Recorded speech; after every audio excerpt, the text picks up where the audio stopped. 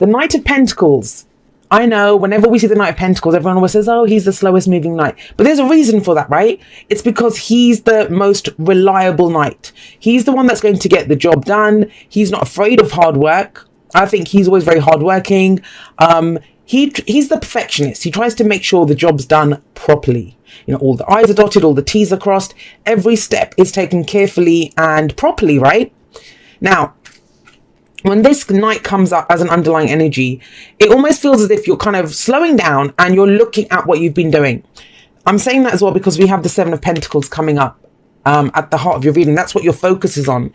And so think about it. I'll go back to the knight in a moment. But if your focus is on, you know, what you've planted, what you're getting back, whatever you've been working on, yes, it's Pentacles. And I don't do that whole thing of automatically assuming that because it's Pentacles, it's to do with work.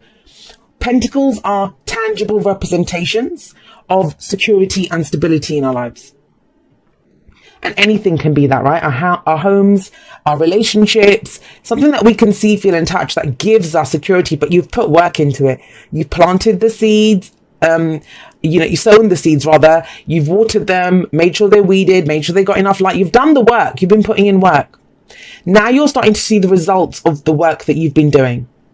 And you're having a look at it.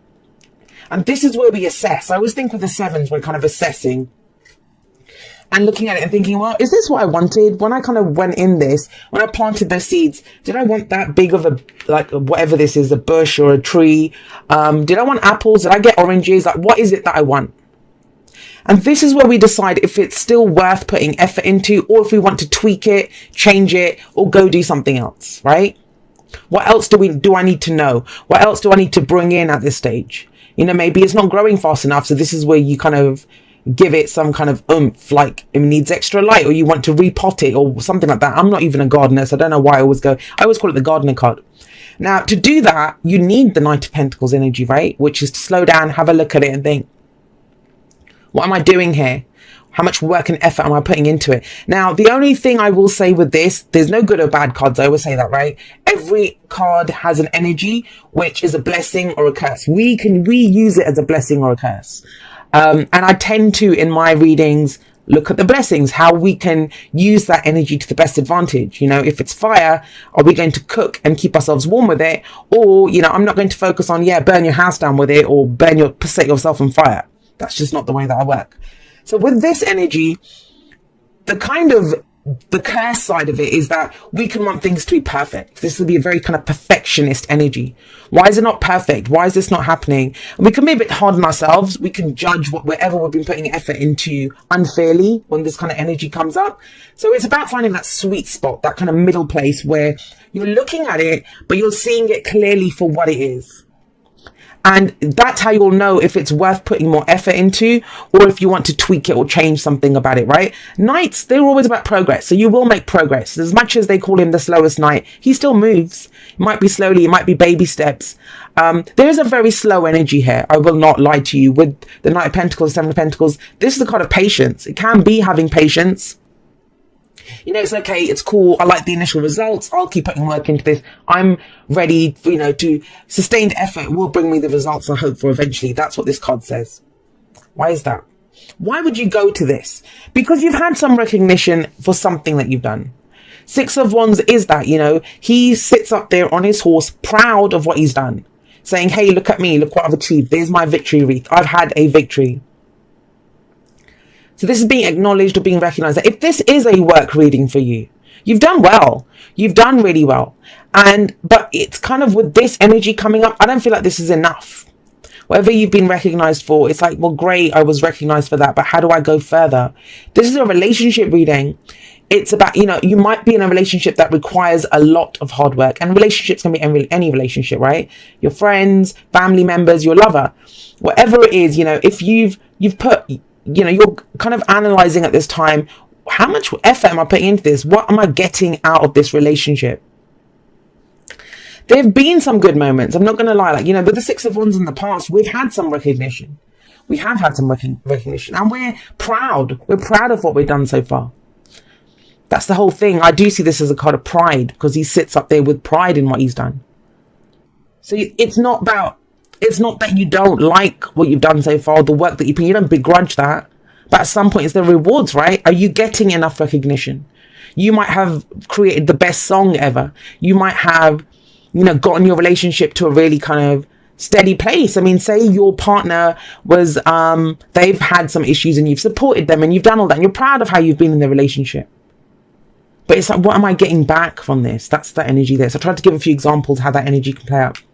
Now, the past is last week, last month, last year. It doesn't matter, right? We look at the past so we know where we've been and we know why we are where we are. So because of this, whatever this recognition is, now you're at a place where you're looking at things in a very logical way. Now, this may be another person. It's that air energy, Gemini, Libra, Aquarius. Doesn't have to be one of those signs. The signs don't own the cards. They just lend their characteristics. But he's very logical, very knowledgeable. That's the thing with the King of Swords. He's the advisor. He's the consultant. He can be a lawyer, someone that we go to for more information. And maybe that's what you need to kind of progress whatever it is that you've been working on. You get some advice from someone. So you can come into your reading as an advisor capacity, or it could be the person that, it's general reading, so the energies can go both ways. It can tell you someone who's central to your story right now, what's going on with them. But with the King of Swords coming up, it's your energy. It's very much about being very clear cut, standing by your word. Some of you, I'm getting the sense that you've promised something, or you've said, I will do this, or I will be in this contract for this amount of time, or, I will stand by you while you're going through this. And as much as it might not be satisfying, like whatever it is that you're doing, I think with the King of Swords coming up, this is about, am I going to be true to my word? And he always is. He's always true to his word. But it's knowing that it's for the greater good. He's not just going to stay in something because, he promised it, because he knows so much. He's so knowledgeable. He wouldn't have promised it if he didn't think it was the best thing for everyone concerned. He's a king. They always do that. They make sure it's the best thing for their kingdom, right? Also with the King of Swords, that if there is a decision to make, he has no problem making that decision. He has no problem. And he sits underneath that King of Pentacles. This is a beautiful combination. If you think about it, the hard work, diligence, attention to detail of the Knight of Pentacles with the knowledge behind it of the King of Swords, knowing what to do with it. I'm not going to lie. Actually, what I see here, and I have a Virgo moon, right? That's the kind of energy of Virgo, and an Aquarius sun. So this could be that kind of combination where I know those two energies very well, where you kind of see the imperfections, but the Aquarius side knows what to do with it.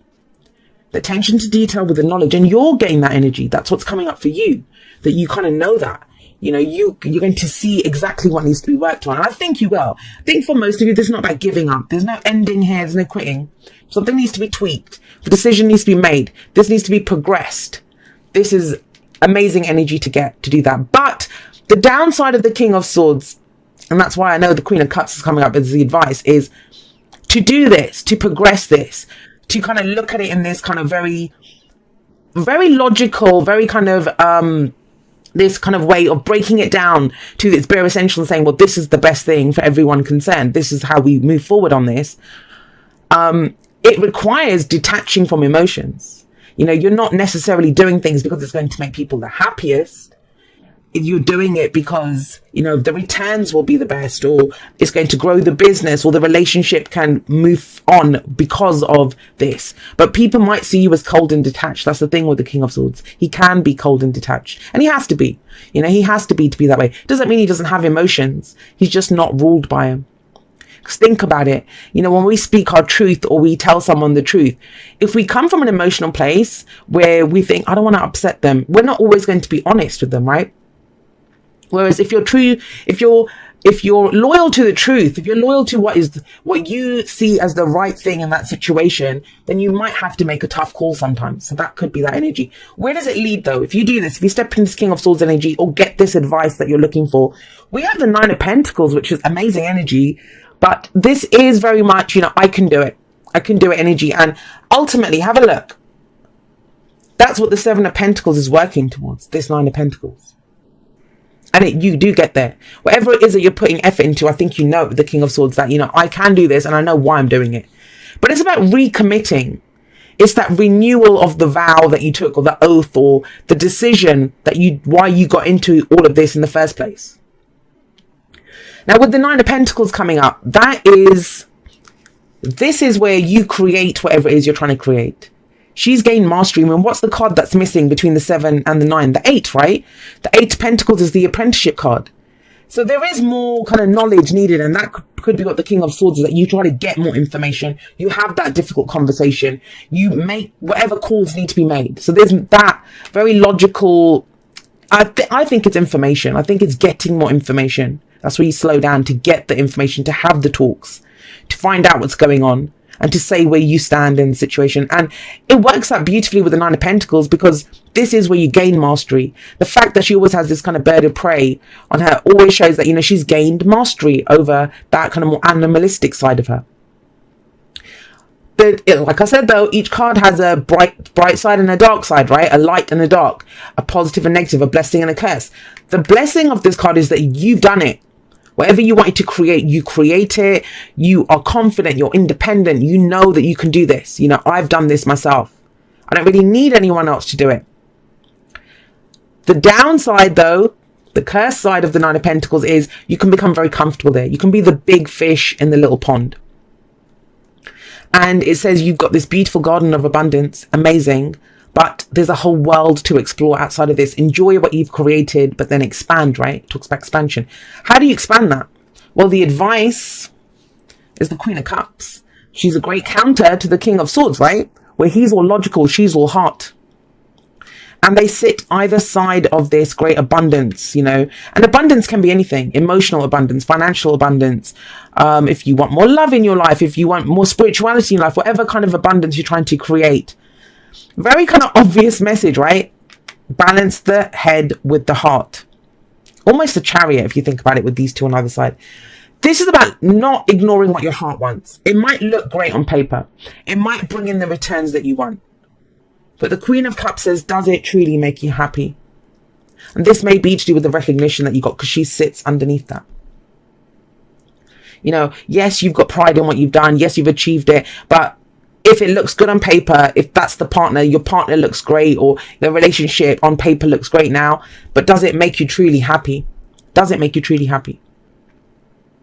The queens I always see in a supportive role. You know, the kings are in charge. They're very fixed. They're very solid. We're going to do this. You know, they know how to deal with that situation. But I always see the queens as kind of more initiating stuff, as in, not initiating in that they begin things, but it's almost as if they are more, they're the supporters, right? So they're going to look around. She comes from a heart place. She's going to nurture. She's going to care for things or people. And she's going to express her love. They express it more. Whereas I think the kings more use their tools to bring order to a situation. Whereas they more, you know, she's not going to give a cup unless someone's worthy of it. Unless someone's worthy of it. And think about that for a moment. We've got this. So you, whoever the Six of Wands energy refers to, whatever this is, right? Whatever recognition you've had, whatever you take pride in. Is someone deserving of that? Is a job deserving of that? Is that company deserving of it? Is the partner that you're with, are they deserving of being in this limelight, your limelight? And that sounds weird, right? But that's what it's kind of coming up as. And I think so, if you look at your heart, because that's the kind of balance, a very kind of balanced energy. And it does lead to this abundance. But I will say this. If you have a look at all of these cards, they all have one person in them. One person. So even if this is you in a relationship, in a group of people, whatever, and, you know, some people won't like this message, but it is just, you can't deny what you're looking at. Every single one of them, they're thinking about themselves. What's my next step? Am I satisfied with what's coming up here? I take pride in what I've done. I'm enjoying what I've created. This is what I know. This is what I feel. So, you know, it's very, at every step, it's about looking within. And that sounds very selfish. And, you know, I think selfish is a much maligned word. Selfish for me is when we expect other people to cater for our needs. Taking care of your own needs and knowing that, you know, where am I in this situation? You know, have I created my own abundance?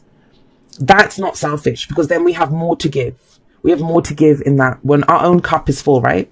And that's the cup that she has. Right, let's get you some oracle cards. Receive with love and appreciation. Receiving something lovingly from others is a way of showing love. So in this case, if you expand on this with the energies that we have available, is the Queen of Cups someone offering you something, but you want to do it all alone? This could be someone, offering you love and support, but it's like, no, I've got it. I'm doing it by myself. And sometimes, it doesn't have to be that they come in and help you grow the business. It doesn't have to be that somebody brings you self-worth in the relationship. But it's always nice to have someone who has your back, right? And the Queen of Cups is an amazing person to have, who has your back. She's nurturing, she's caring, she's loving. She's going to, make you feel loved. And it's amazing when you have that kind of love coming at you, radiating at you, what you can achieve. And that's where he can be kind of like, well, I don't know if I need love. It's okay. I'm doing all of this. This is all very practical energy. This is all like what I've achieved. It's all about very successful, very kind of achievement oriented energy. Doesn't mean you can't receive something with love and appreciation, right? It doesn't take anything away from you. It doesn't mean you're giving up your independence, or that, you still haven't done it yourself.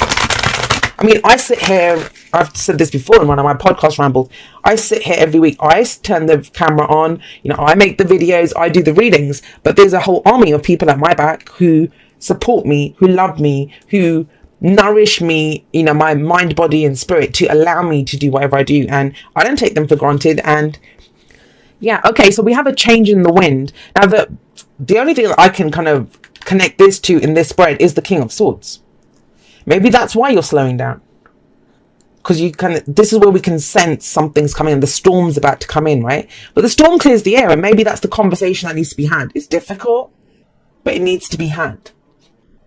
If you're a boss, or if you own a company, this might be a conversation that you have with a worker, the Knight of Pentacles. I mean, I usually see the underlying energy as the energy of the person that I'm reading for. In this case, you guys, the Leos. But it can be a difficult conversation that needs to happen. It will clear the air, though. That's the thing with the change in the wind. Sometimes it's the sense of, oh my God, the storm's coming in, the fear of what's going to happen, but it will just clear everything. And the storms never last, right? They do clear everything. Yeah, and again, so we have like To Be Fair coming up here. Let's put this out. To Be Fair, this is like a Justice card. Justice. The Sword of Truth. If you have a look, she's kind of balancing these two things there, very much like the Justice card. This is what's doing the right thing for everyone. And I kind of got that with the King of Swords, if you remember when I was saying that. This is about what is the greatest good for everyone concerned in this situation. But you can't neglect yourself, right? Because you're going to come from where what you think. It's always you. Like I said, solo energy in each of these cards. And that's what To Be Fair is. What is the fairest thing that could happen now in this situation? And it's kind of strange because it kind of feels like, as much as you do for other people, you do end up having your own like pride in what you're doing. You create something for yourself too. And I think that's what a lot of people don't understand, is they think they either give away everything that they have to other people and then wonder why they're left with nothing, or they don't nourish themselves.